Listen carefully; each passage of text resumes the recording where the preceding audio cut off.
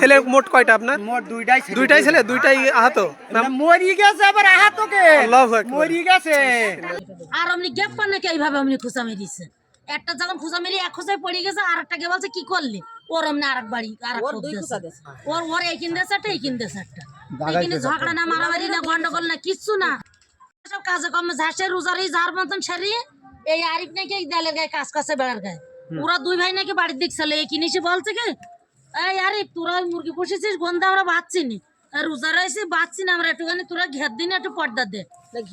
তো বলছে কি দাঁড়া পর্দা দিচ্ছি ঘেরছি দাঁড়া, বললে এবার নাকি ছোড়া যাচ্ছে, ওর বউ নাই পাঁচ যাচ্ছে।